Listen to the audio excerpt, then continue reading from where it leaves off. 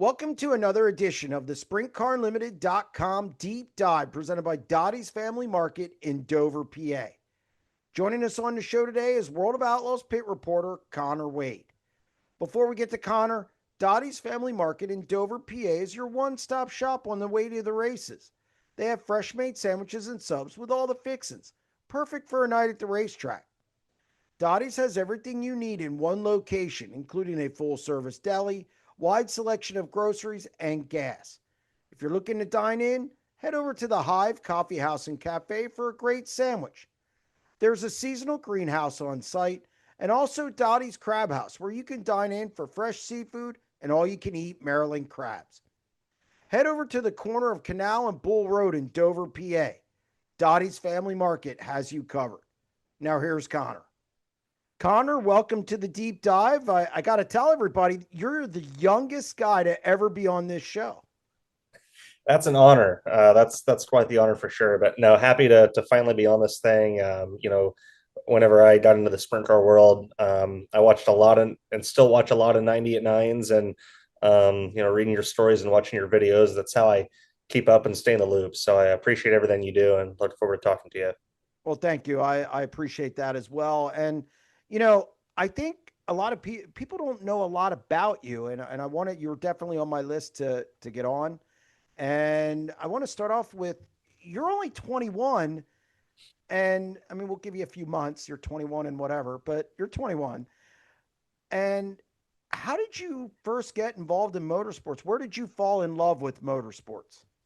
I was so young that I don't even remember the first race I went to, but I don't know if I don't believe he raced in Pennsylvania a lot, so I'm not sure if you would have heard of my great grandpa. His name was Chuck Amati. Won several races in the Midwest, and his career was actually one of Ted Johnson's original Outlaws. He was in the first World of Outlaw race back in '78, and so that was my great grandpa. And then he got my dad into it, and then my dad got me into it. And I grew up going to the racetrack, with my family's car and watching my dad race and watching the Amati 66 race, as it was called. And then, I raced junior sprints for a little bit. My parents did not want me to be a race car driver. They were pretty adamant about that. They let me do it a couple times as a kid, but they were pretty adamant. A little too dangerous for you. We think you can shoot a little higher. So I got into the next best thing, which is get to commentate around this stuff. I was just always a loudmouth kid that never shut the hell up. I mean, even going back to first grade. So eventually somebody was like, all right, we're going to give this kid a microphone.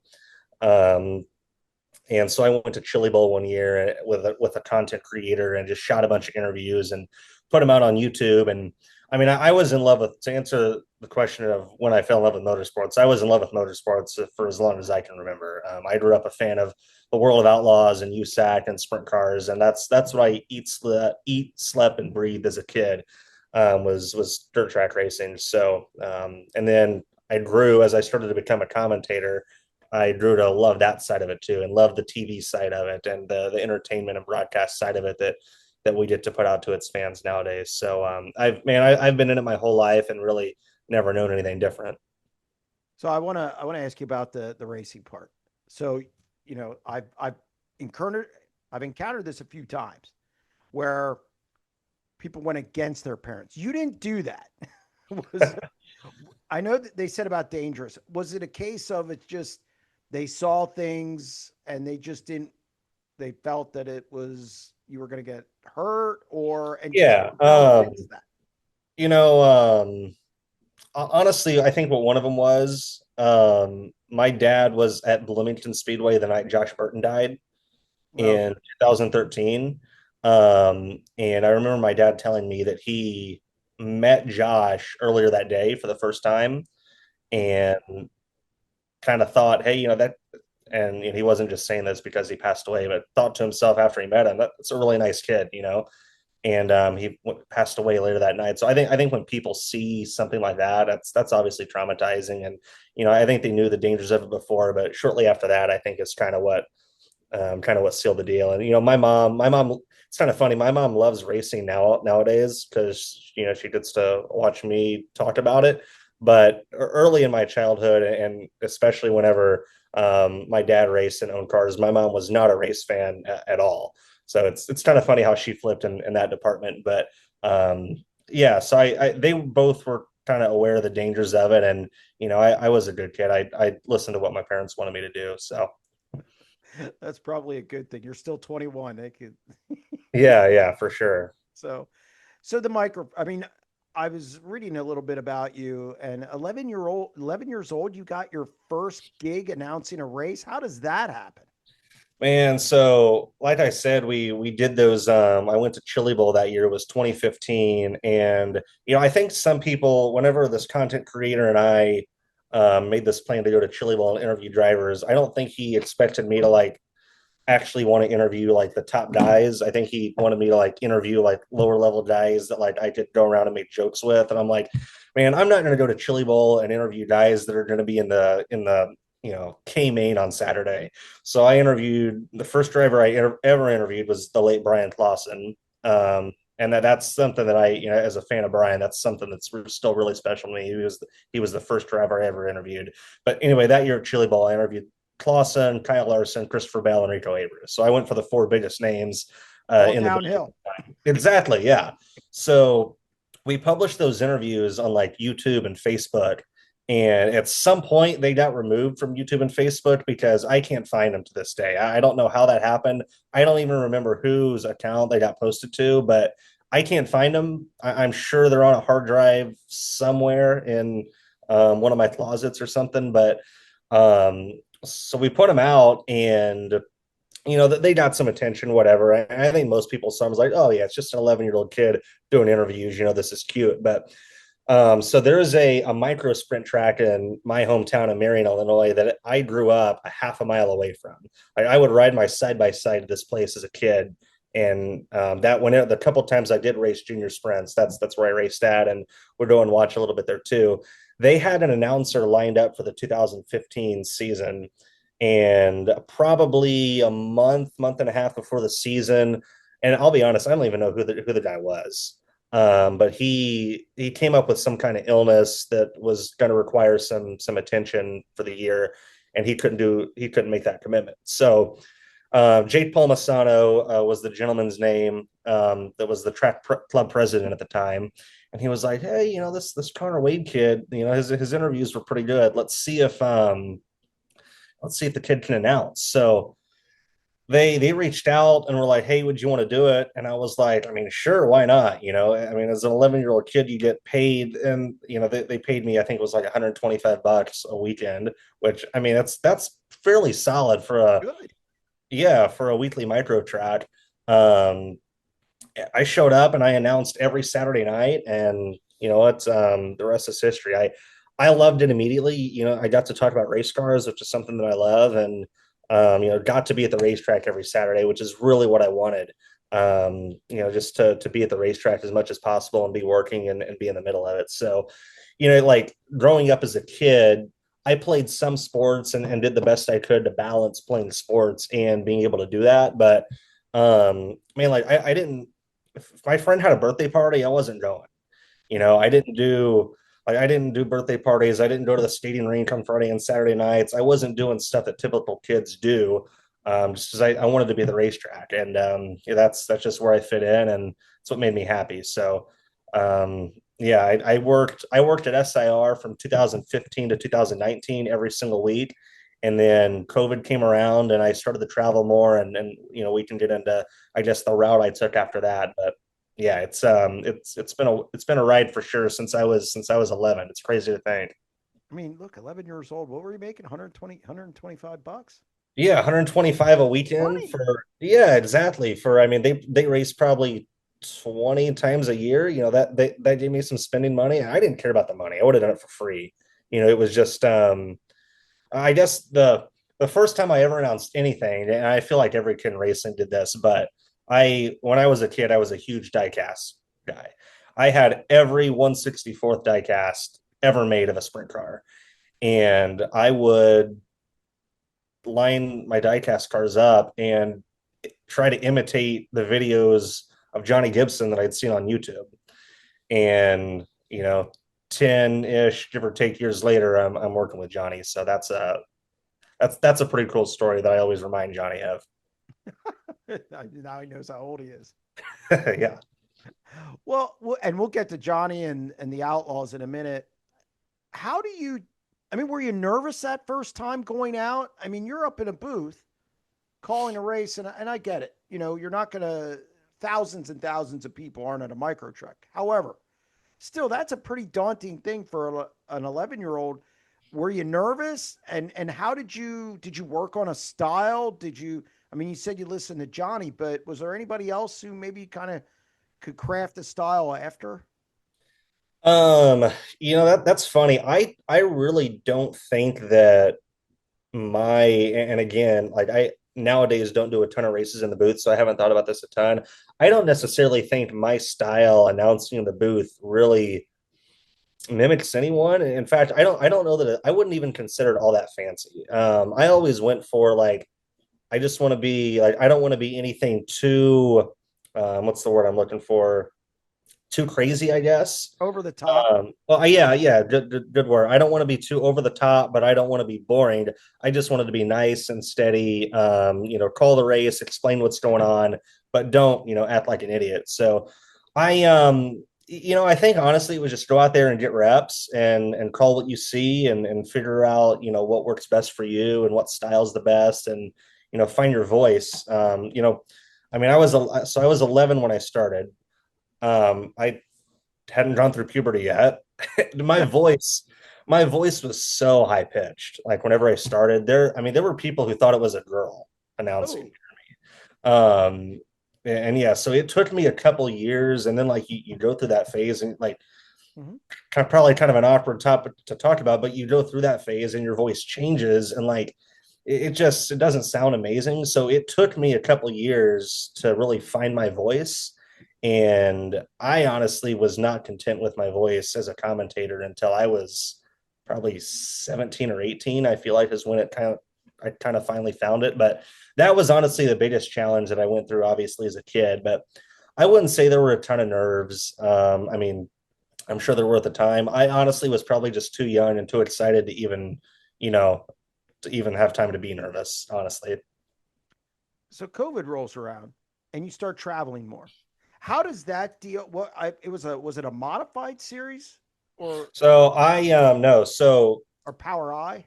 yeah, so it was POWRi. So 2020 through 2023 was a very like I would consider those 3 years a major turning point and ultimately where I ended up. So 2020 rolls around. It actually hit a little bit before the pandemic, or I'm sorry, this came up a little bit before the pandemic. POWRi reached out to me and they were like, "Hey, would you be interested in coming on and being a pit reporter?" Because all their races were going to be streamed that year, and I think it was the first time they were streaming all their races. So I said, "Yeah, I probably can, but I'm still a sophomore in high school, which I was at the time." So I said, I don't know that I'll be able to definitely do every race. And like, there might be some Fridays where like, I'm not getting there until hot lap time, but I'll do it. And they were like, yeah, we're totally willing to work with you on that, whatever. So we make this agreement that I'm going to come and do it. And then COVID hits and school gets wiped out. So when they do get back racing, my schedule is wide open. So I ended up doing, it was a blessing for me. And obviously, being out of school, but so I did POWRi in 2020 and part of 2021 and I left POWRi in the summer of 21 to focus on my senior year of high school and setting myself up to go to college. So I was pretty set on definitely going to college. And when I worked at POWRi the first half of 21, that year they had a stream deal with MAV TV. They were on MAV TV Plus. Mhm. So MAV TV reached out to me at the end of 21 and said, "Hey, we'd like to have a meeting with you." So I drove over to Indianapolis and had a meeting with them, and they were like, we'd like to have you, come into our system a little bit and probably do, somewhere between like 8 or like 10 and 20 races for us next year is what they told me at the time. They were kind of pulling my leg a little bit, but that's what they were telling me at the time. And I'm like, yeah, okay. Sounds great. And I'm thinking, this is perfect. I can go to school, I can go to college in your school year months, and then in the summer and in between, I can pit report a couple races for MAV and stay active. But I was going to go to Arizona State University, and everybody says, "Oh, you wanted to go to ASU because it was a party school," and ASU has that reputation of being a party school. That's not why I wanted to go. As I'm sure you know, ASU has one of the finest broadcast journalism programs in the country. So that was why I was going to go to ASU. I make sure to tell people that because I'm not a huge partier. But so then Mav calls me like I think it was the week before Christmas in 2021, and they were like, "Hey, so Dave Argabright is retiring from doing the Lucas Oil Late Model Dirt Series on Mav. We'd like to offer that job to you." And so here I am. I'm 17. I'm a couple months away from turning 18, and I'm like, man, like network TV as an 18-year-old. Like I know it's not NBC, Fox network TV, but it's still network TV, and it's still big production trailers and a lot of really knowledgeable people of TV. I was like, man, this is going to be hard to like turn down. And I remember Bob Donor was at MAV at the time, and I remember a conversation I had with Bob. I said, Bob, I'd love to do this. I think it's awesome, but I've been thinking about going to college. And he said, look, if you decide to go to college, I'll have a lot of respect for that. And you can't go wrong with that. But think about this too. You can sit in the classroom for 4 years and then out of college, take an entry level job that I'm offering you right now. And I said, yeah, that's a good way to look at it. So I said, Bob, I tell you what, I got to talk to two people. I got to talk to my mom and I got to talk to my high school principal because I still had a semester left of high school. So I roll in and like, I honestly did not know the principal very well. I talked to him a couple times. I didn't really know if he was lenient and stuff like that. And I said, I went into his office like the last day before Christmas break and said, hey, look, here's the opportunity I have. Here's what it is. Explained it to him. And I said, basically, I'm going to need to miss this amount of days of school because I had calculated with the schedule, like how many days I would need to miss. And I said, I don't need you to give me any free passes on work. I'm going to get all my work done. I'm going to plan with teachers to do stuff either ahead of time or when I get back. I said, basically, all I need to do or all I need from you is for you to not put me on social suspension whenever I miss 25 days in a semester. And he was like, yeah, sounds good. We can do it. And my mom was really supportive too. So I took the job at Lucas, didn't go to college. To this day, I've not done a day of college in my life, which, surprises a lot of people. And, a lot of my friends, ask me about that. And I'm like, look, if you want to be a doctor or a lawyer, there's no getting out of going to college. But if you have something where you can get hands-on firsthand experience in the industry, that experience is going to be so much more valuable than sitting in a classroom. So that's what I did. And so far it's worked out good. I tell people all the time, whenever I'm 30, that move is either going to make me look really smart or really dumb. We'll just see how it plays out. I think it was a smart move. I mean, co-op, and I've always told people this, just coming up through the newspaper business, like I did. I mean, I didn't go for journalism; I went for finance. Yeah. So you can, even if you go to college, doesn't mean you can do it. There's guys who have 4-year degrees in journalism. I wouldn't let them carry my laptop bag. Yeah. Yeah. So it's, to me, I think broadcasting, journalism, creative writing, anything, it's you either can do it or you can't. Yeah. I'm with you. So I actually, my ex-wife, ex-wife that is. So, I mean, she, I knew her in her senior year of high school, and she could have went co-op, and I looked at her parents, and she's a couple years younger than me. I said, look, best thing you can do is get her in the workforce. So, Yep. Exactly. yeah, and it worked out. She's a paralegal. So, she, Worked out all right. yeah, she's doing okay. So you're at MAV. What are you doing at MAV? Like exactly what were your duties and how much did you learn there? Because that's a different animal than being at a racetrack. Yeah, for sure. So I was the pit reporter for Lucas Oil Late Model Dirt Series. I did like all of their network shows that year and some ones that were just streamed as well. And man, I learned so much. I learned beforehand, like at POWRi races, it'd be like, all right, we've got a 10-minute break. We're going to throw down a Connor and let him ramble for 5 of them.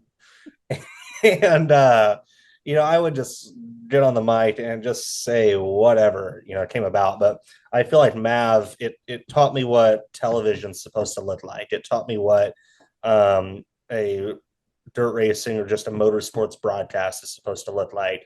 It taught me to be more concise. It taught me to find stories better, have more substance with what I was saying, instead of just rambling about random stuff. It's, we did like some sponsor segments, so it gave me experience in those. I got to see what network productions look like and how they were set up, how big the trailers were and how they worked and stuff like that. Worked with a lot of really cool people that have been around both racing and television in a long time, or for a long time. So, man, it was, the 1 year I was there, it was a great experience. It was absolutely incredible. And I have nothing but great things to say about my time there and the people I worked with. It was definitely a crucial formative year in where I ended up. Do you go is when you do you go even today, do you go through the pit area, talk to the guys a lot before? I mean, do you do that prep work? I think sometimes people think that you, Johnny, and on the high limit side, Rodman, Laporte, they just show up and then boom, you go. I mean, how much prep work goes in to a show? Like you have the National Open this weekend. What's your prep work look like going into that event? So my prep work starts a couple of days before whenever I start, just researching notes and statistics and stuff like that. And I'm kind of a last minute notes crammer. Like National Opens tomorrow, and I've got around half of them done. Some announcers can sit and like I think Johnny, like, and not always, but like he'll do his notes on like a Monday or Tuesday before a Friday Saturday show. And I just, for whatever reason, have always done them like last minute, like cramming, staying awake the night before, just because they're more fresh in my mind. I think at that point. So I'm going to probably stay up till 1 or 2 in the morning tonight and cram out the last half of my notes and get them done.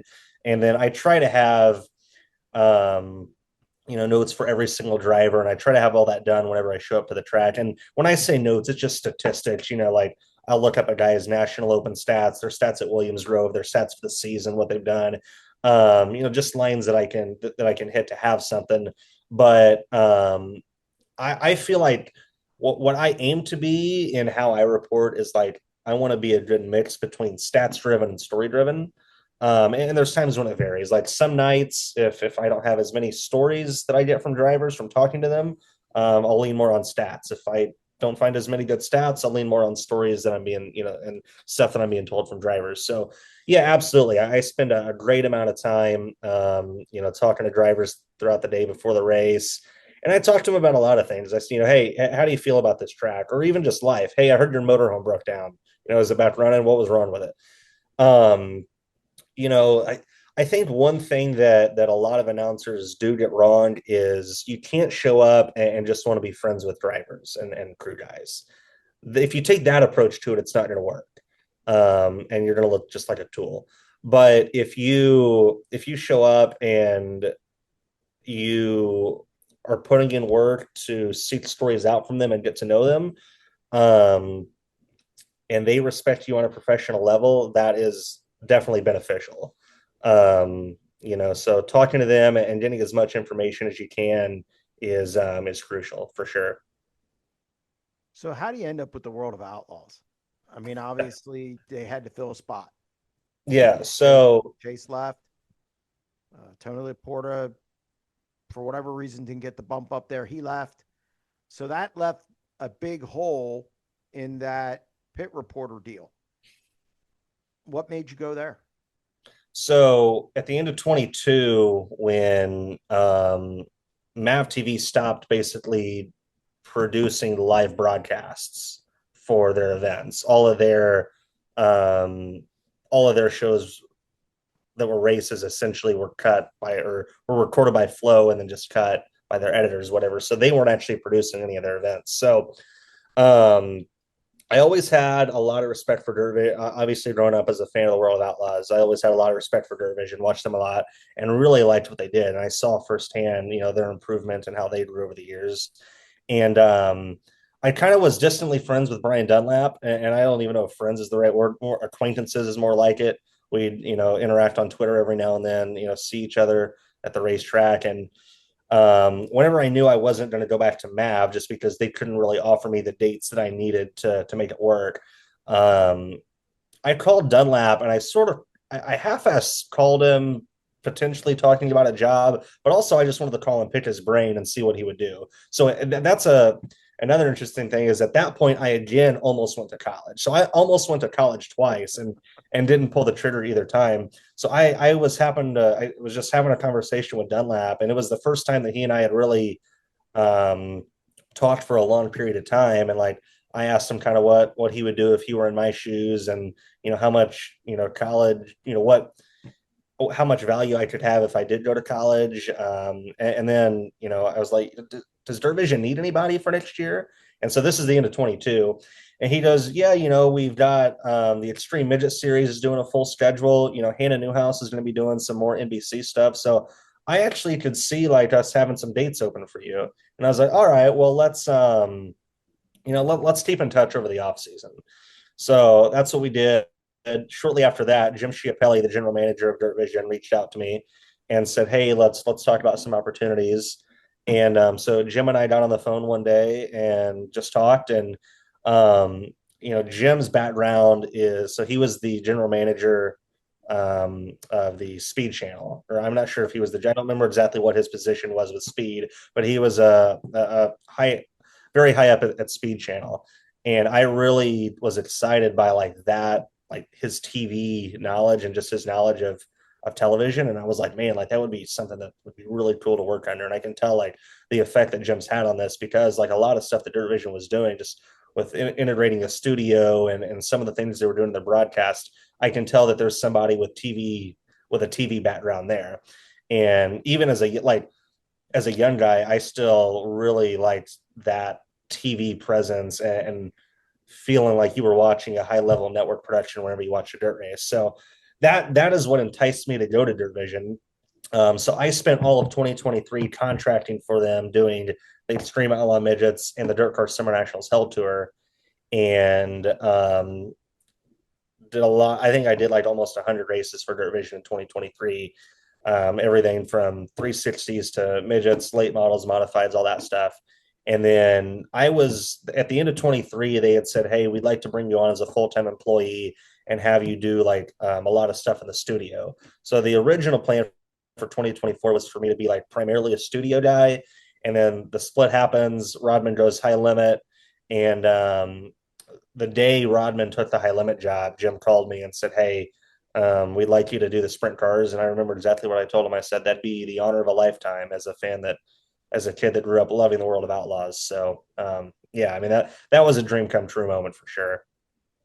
So I've talked to you about this, when I've seen you at the track, and I have the utmost respect for pit reporters. I think it's to me, I mean, every job has its nuances that can be difficult. But to me, pit reporting's the hardest because you don't know when it's getting thrown to you all the time. You can't carry a lot of notes around. You don't have a wall to stick them on. So you're not sitting there reading a binder. Uh, Everybody's looking at you. So if you think they're not, they are. Not to make you nervous. Yeah. So Yeah. um, compare pit reporting with being in the booth, and how difficult is that job? I mean, now you're obviously seasoned veteran and everything, but to me, that's difficult because there is no script. There's no, I mean, it's easy to sound dumb Yeah. when you don't know what you're going to say. Yeah. A lot of people will disagree with me on this, but I still think that pit reporting is harder. Um, whenever you're in the booth, and look, being in the booth is an art, and being good in the booth is an art. Um, you know, I think it's easy to become robotic.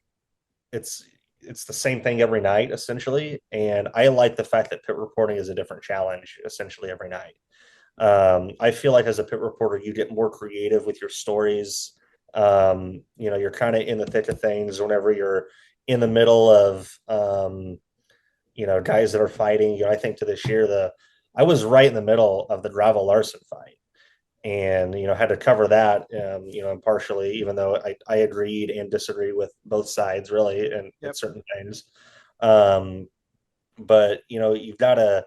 It's tough to be like in the middle of those situations, and your blood's flowing, the adrenaline's high just because of what's going on, and covering stuff like that's tough. So you mentioned the notes thing too. Like I have my iPad with me that I can look at my notes, but then I have to memorize all that whenever I'm actually talking on camera. I'm not actually reading off of it. So I just think pit reporting is a unique challenge. It's a little bit more, on the fly, I guess. It's a little bit less structured of a job than being in the booth. And I really like the creativity aspect that it brings. You don't get that. Um, you don't like I the Larson Gravel thing. I'm doing a report from outside the command center where they're in their meeting, and I'm pointing. They're in their meeting, closed door right now, and like going through the details.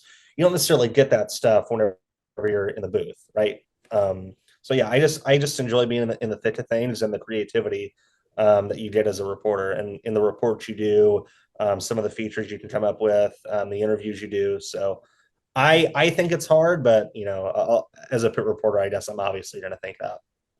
I don't know, man. I've done podcasts, I've done 98 nines, obviously, deep dives.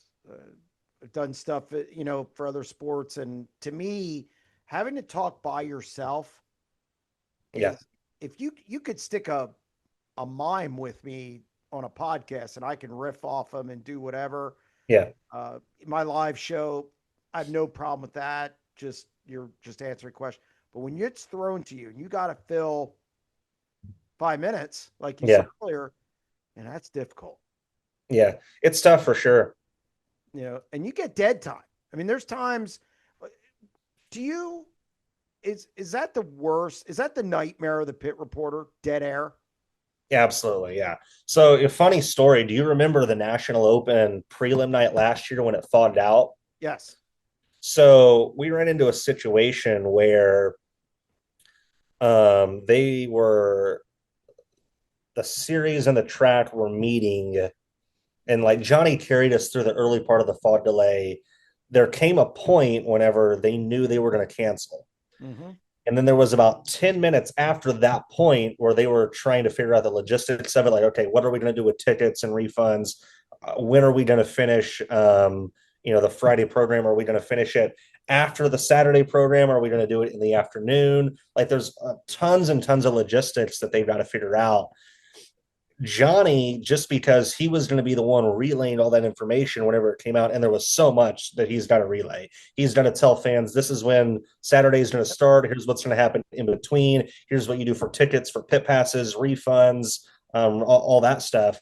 Johnny got pulled away to go to that meeting where they were discussing how to put all this out so that he could figure out how to relay that to the fans.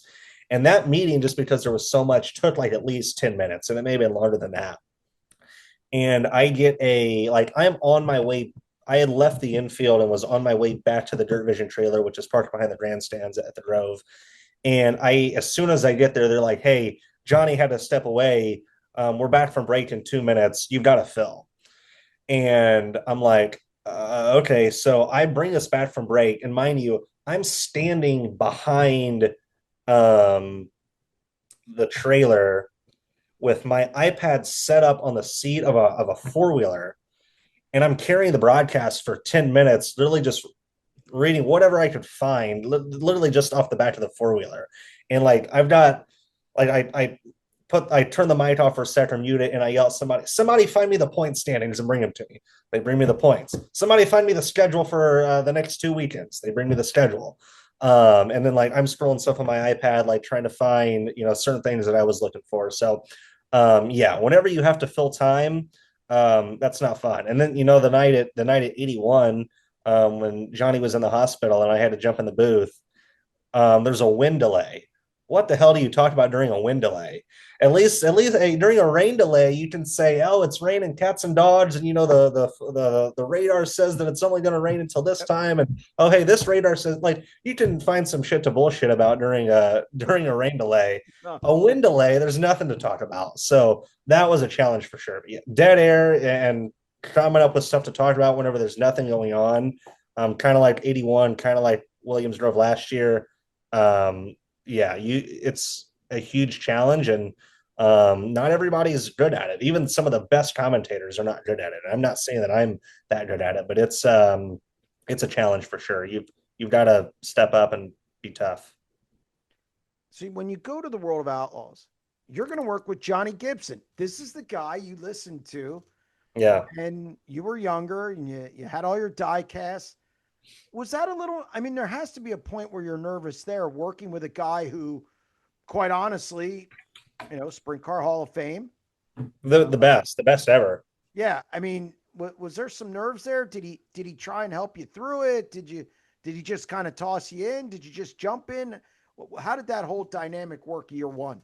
I don't remember a lot of nerves. Like I had done enough TV and broadcasting stuff that I had worked with a wide range of commentators at that point.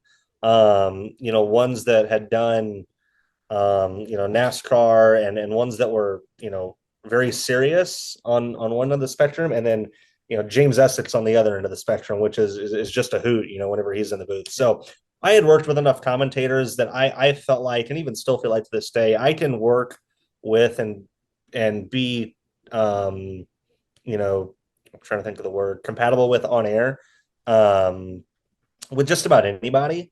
I mean, Johnny's a pro. Johnny can work with anybody. He's the best of all time. And honestly, it just felt natural. I mean, it helps. Like Johnny and I are both race fans. So essentially when he and I are talking to each other on air, it's just two race fans calling what they see.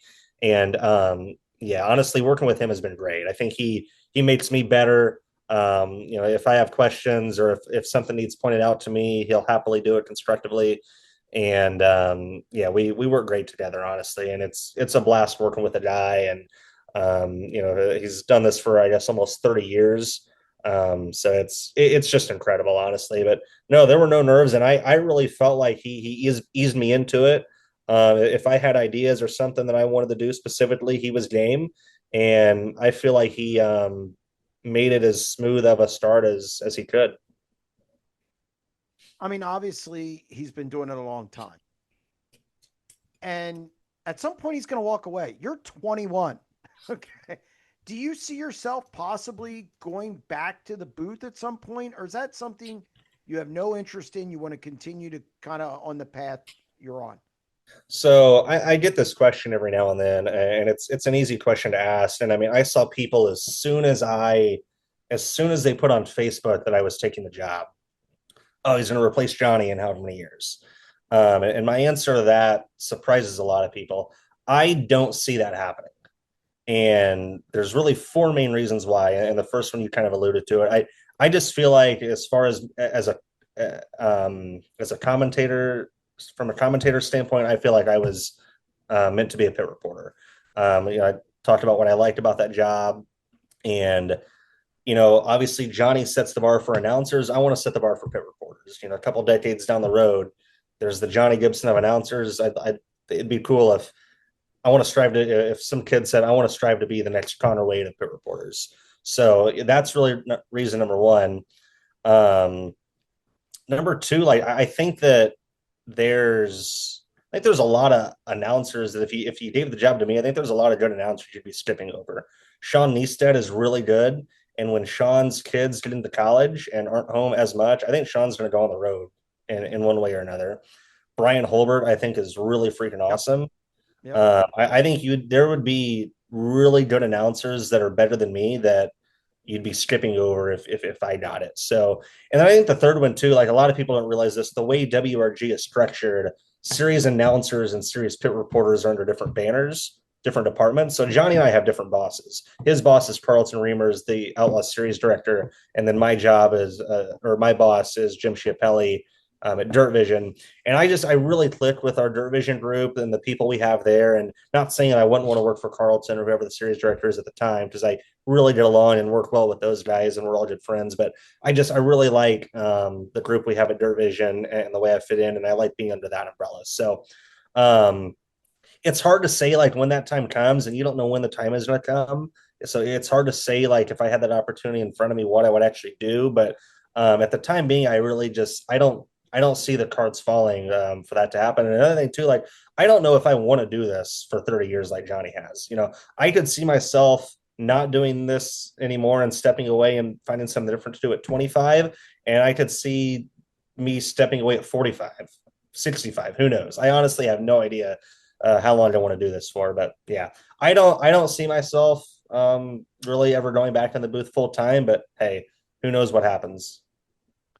So I wanted to hit on the Dirt Vision, the structure, because I know I've talked to you, and obviously is I'm gonna find out stuff. So and people aren't gonna hide it. So it is a weird structure. Dirt Vision is almost, I don't want to say it's separate. It's under the same umbrella, but it is separate. Explain that dynamic so people understand. Everybody just thinks it's all the same, but that's not the case. It is split. Yeah. Um, so it's owned by World Racing Group, Yes. which owns the World of Outlaws and all that. But I mean, the people that run it, that operate it, are completely different than the people that make schedules and the people that sell tickets and all of that stuff. Dirt Vision is its own department, and the people that work in that department are focused only on Dirt Vision and broadcast and anything associated with Dirt Vision. So it is in the same building as the rest of WRG, but it's got its own, like the front of the office is all your corporate stuff, and then the back is all Dirt Vision. So yes, it's under the same umbrella. Yes, it's in the same building, but in terms of who runs it and who works in it, it is completely separate from the rest of WRG, to the fact that it is essentially, if you didn't know that it was owned by the same company, you would think it's just two different businesses. Yeah, and that's going to lead me probably to the toughest question of the interview. And you're the only guy who will acknowledge high limit. And as a journalist, I appreciate that, because it's happening. The races do happen. Things happen. Moves happen. You can't ignore it. So you have made a conscious that wherever the story takes you, it takes you. And I mean, the first time you and I just remember this from covering, because I'm old. I covered racing for so long. Hear no evil, see no evil. It's not happening. I saw it in the NST days. I saw it in the USA days. You have, I don't want to say the word embrace, but you talk about whatever you got to talk about to tell the story. What made you make that call? Because it had to be a difficult one. Yeah, I don't know that it was a difficult one. I think it's exactly what you said. It's you say what you have to say to tell the story, and you talk about what's relevant when it's relevant. And I feel like as a journalist, I've got to go out there and one of my big things is being authentic and making people that are watching feel like they're really involved. And you can't sugarcoat things. Things are what they are. Things are going to happen. Um, a lot of things we don't have any control over. So yeah, we kind of sat down, honestly, a couple of us at Dirt Vision last year before the King's Royal week, which High Limit was there the 2 nights before us. And I said, look, I feel like, we need to acknowledge them whenever they're here, or whenever they're relevant, just like we would acknowledge a USAC champion or an IRA champion or an all-star champion or anything like that. And here's the thing: is the way sprint car racing is, like, there things that happen there are relevant at our races. Whether Gio Selzy this week has been tearing it up with High Limit. He's not won a race, but he's been had a bunch of podium finishes. Yep. And, their drivers race with us enough. We go to racetracks that they've raced at prior, but earlier in the year. We ran at Bakersfield a couple of weeks ago. The only national wing sprint race they'd ever had was a High Limit race. So it's look at the High Limit race they had. Who was fast there? Who knows it? The couple of drivers or crew chiefs or whatever that were there that are at our race. So yeah, you've just got to talk about it as it happens. We're not going to go out there and say, hey everyone, remember that High Limit's racing at wherever next week, and go to highlimit.com to buy your tickets. And if you can't make it, watch it on Flow. We're not going to say that. that'd be stupid. Coke doesn't promote Pepsi, but No. whenever it's relevant, and I don't see a problem with it, and that's how I look at it. Did you get blowback? No, no, I mean, you have to call things as you see them. You have to be real. You have to be authentic. You have to talk about things that happen. So, I mean, we talk about High Limit on Pitbull. We talk about them on broadcast when necessary. And yeah, I mean, as far as now, listen, I don't talk to people in other departments about how they handle it. I only talk to people in the Dirt Vision within the Dirt Vision umbrella, and no, my bosses have been supportive of it. There's not been any issues. You mentioned Pitbull. How did that come about? And was that something you thought of? Was that something somebody else thought of? And how did you end up doing that? Yes, so no, Pitbull was around. I think Pitbull started in 2023, whenever I was just a contractor and I had nothing to do with it. So I think it was one of Jim Chiapelli's ideas. Just some content to have, and a news, and another way to cover stories outside of broadcast that you can have during the week. And it's added value to subscribers, and it started off very late model heavy, just because Hannah Newhouse hosted it, which made sense. Hannah is a full-time employee. At the time, she lived in Charlotte. So it's easy for her to go in the studio and do it. Nick Hoffman lives in Mooresville. It's easy for him to do it. But it was very late model heavy, because that's a late model driver and the late model pit reporter. And then, it did good. The first year, so they had it. 2024, I was like, if Hannah needed, somebody to fill in for, I would jump in and host it. If they, had a sprint car event that they wanted to talk about, I would, or, wanted some more insight on, I would jump on as a guest and do it. And then this year they made the decision that they wanted it to be just a bigger panel, like more than two people on the show to have different opinions and stuff like that. And so they brought in me, and then they brought in Danny Dietrich. And Danny is, we all know, is very opinionated, and I enjoy doing it. We have a group text that we talk a bunch of shit in during the week, and to each other, between me, Danny, Nick, and Hannah, and our producers. And it's fun. It's enjoyable to do, and just talk racing, for an hour a week with three very different and unique personalities in racing. So yeah, it's enjoyable to do. Danny's unique. That's Yeah, a good word to to use. say the least. But no, I mean, honestly, like, we have a producer that like writes out stories and stuff like that. But at the end of the day, like, we kind of have the freedom to talk about whatever we want to talk about. We can go into as much detail or as little detail as we want to on things. So it's laid back. It's not super strict. They put a disclaimer at the beginning of it that, like, oh, opinions are don't necessarily reflect the views of whatever, and you might hear language and stuff like that. So it's low key, it's casual, and it's enjoyable to do. It really is. So you mentioned earlier that you don't have a plan really of how long you're going to be there, which, yeah, you never know what's coming up. Is there another sport that you would do, or what do you, when you are done there, or maybe, I mean, is there anything you would do or go to that would maybe draw you away from there? I know you're entrenched in racing. It's your passion. You've made it to the top of dirt track racing with the World of Outlaws. What could pull you away from that, and would there be something else you would do? I've always been a huge fans of football and baseball. I would like to cover them at some point. I think I would love to, if I ever were going to be a booth guy again, I would want it to be in baseball. I think being a booth guy in baseball would be so fun, especially if you got like a former player sitting next to you Yeah. as a color commentator. I think that'd be awesome. But so like I would do something in baseball or football, but like I don't have really like a burning desire to go and like if an opportunity came up, great, but I'm not gonna make phone calls and send emails and beg to, get a gig in football or baseball. I don't know. I would probably I would probably be interested in covering politics, like as a news anchor or something like that. I thought it'd be cool to like. I started doing some studio stuff with obviously with Dirt Vision, and several times I've hosted like pre-race shows from the desk, and I like that.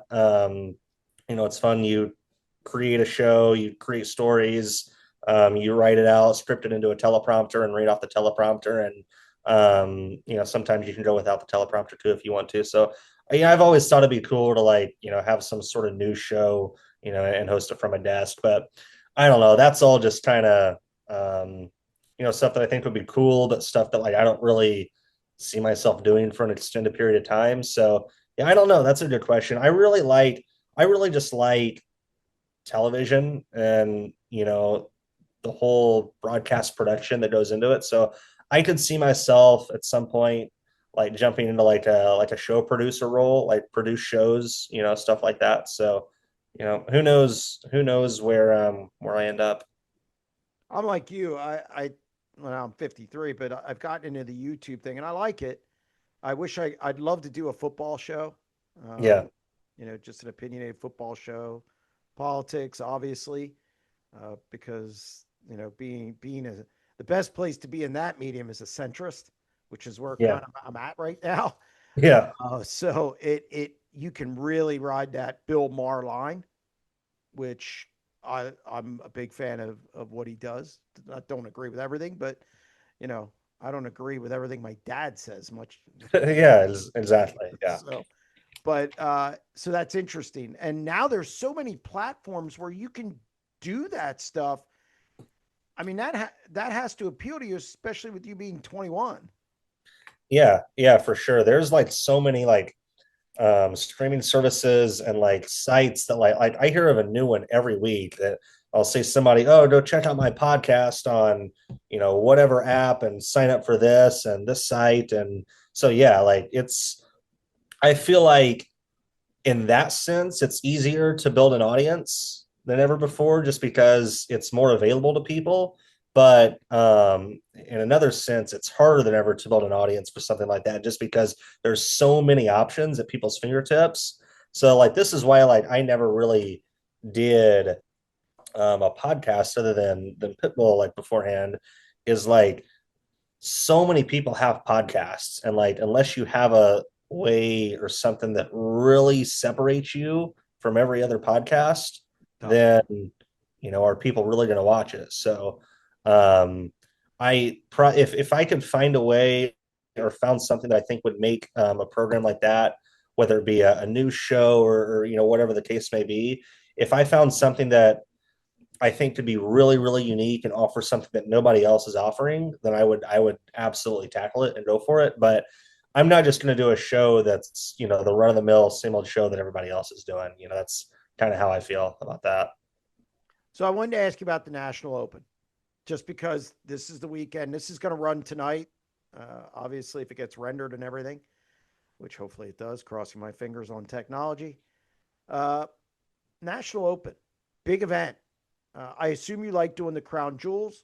I assume that like a quarterback or a great player, you want to rise to that occasion. You look at the National Open. You said you're excited about it.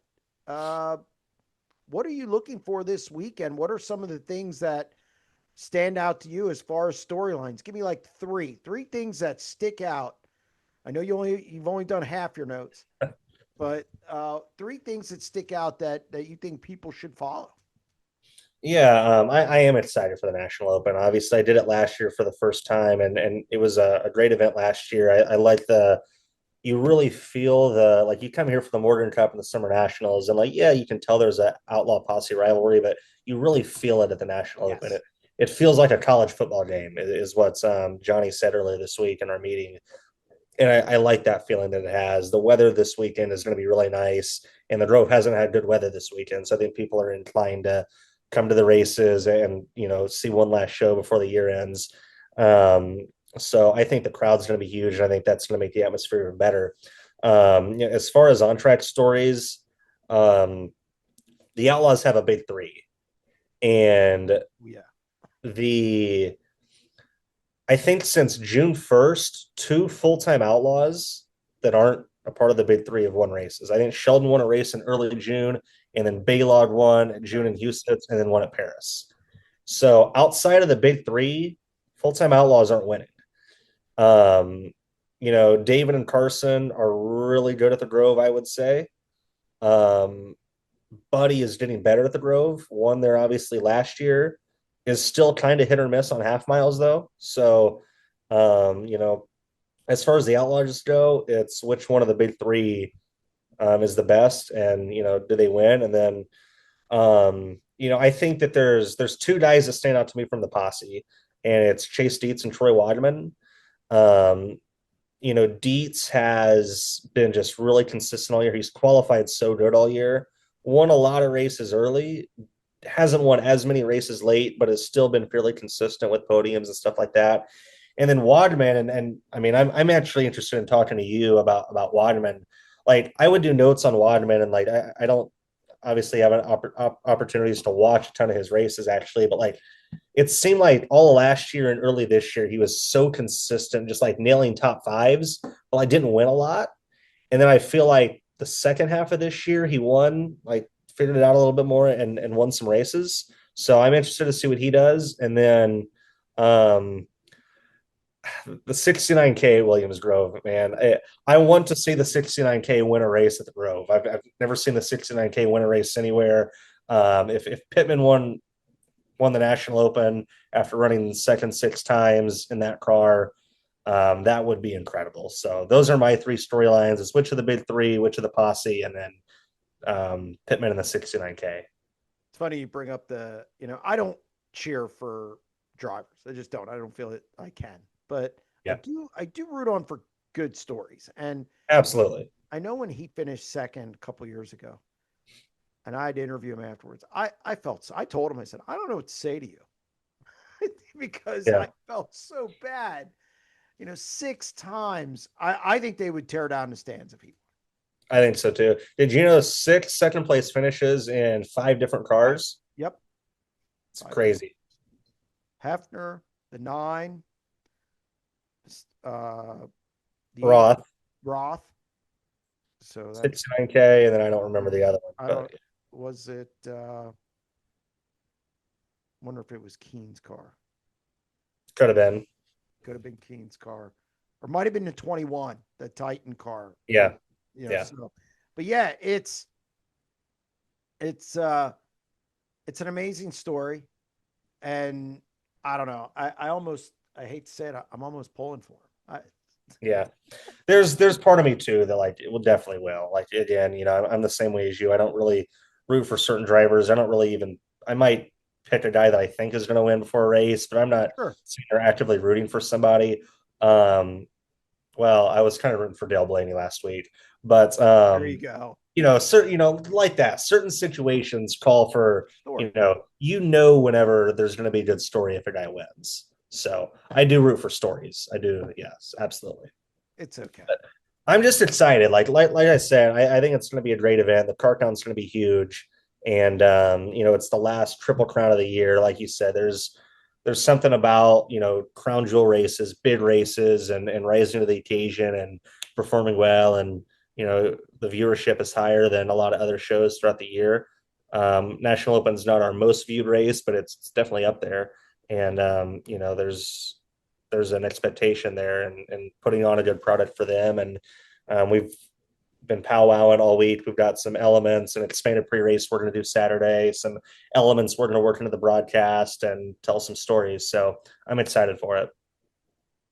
Well, Connor, I'm glad I was able to get you on the show. I'm going to end it there. I'm going to let you do your notes. I'm going to let you do your cramming as if you were in college. I do the same thing. It's weird. There's a couple stories I'm sitting on and I have time to write them and I'm just kind of like, when I get within a certain window and I have to have it done in an hour, then I like that rat Yeah, race. absolutely. But I'll complain about it. Yeah, yeah. So, Well, it makes you feel like you're hustling, and it makes yeah. you focused, and that's a good feeling. So, but no, I appreciate you having me on. I appreciate you letting me tell my story, and appreciate everything you do for the industry. I enjoyed it.